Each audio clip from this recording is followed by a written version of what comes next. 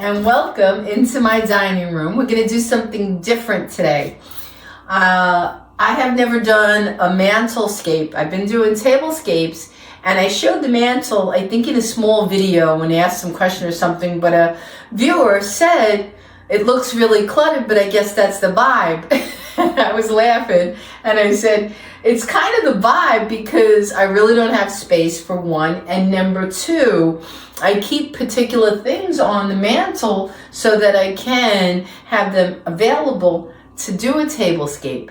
Always on the ready, always on hand. Like if I was having company tomorrow, or let's say in 3 hours, and I had to do a tablescape, I would take elements from the mantle and put my table together really quick. So that's one of the reasons. But number two is I want to show you also how I can take all this clutter and work with only things I have. There's no store. It's early evening here. It's 6 o'clock. And I'm going to whip this into a simple fall mantelscape.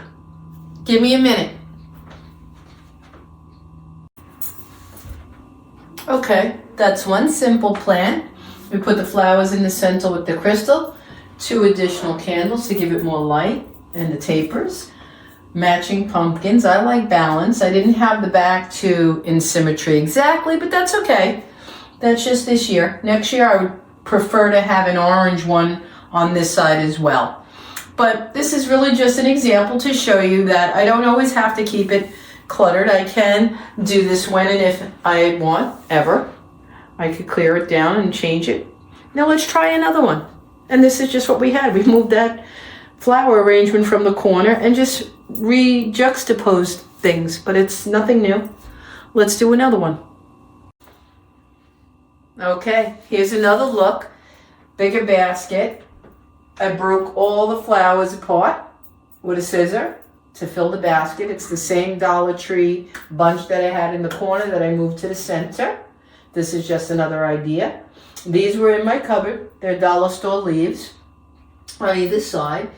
The pumpkins were on my window. Okay. Everything else you've seen. My candles, my little tea lights that I love to suggest you get these little drink glasses, little shot glasses. They're bigger than a shot glass. They're kind of like a brandy something. I don't know, but they're perfect. And that's just one more idea. Okay. So I don't think it looks cluttered. In defense of my mantle, I could always do this, but during the week and during my life, I do keep it pretty cluttered because I don't have space and I need to have all this stuff near me because I kind of am a little bit of a clutter bug, a little bit. It comforts me. I like to have my little things there, and I love my lion bookends, and there's certain things I like to look at all year long. But I'll do some more. Those are the 2 fallscapes for you.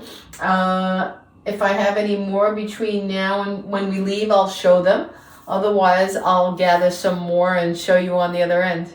Okay, thank you for watching, and I hope you enjoyed this, and I hope you took some inspiration and ideas for your own mantles if you have one. We don't have a fireplace. This is just a wall mantle that we installed to set some ambiance in my dining room because I like it. It just warms up the room. They're not terribly expensive. They're not hard to install. My hubby did it. And once he put that in, we got the mirror from Home Goods, and everything else is just a project in progress. You know, thrifting and Dollar Tree and antiquing and all that good stuff. So until the next tablescape, mantelscape, or decor, see you in the next video.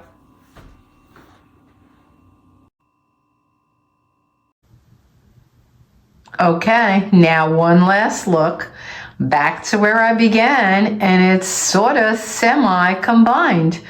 I moved a few little things out, put some more pumpkins in, kept my ship, brought the lions back, put all the cut flowers back in the vase, and now I'm happy. It's the best of both worlds. Okay, that's the mantle segment.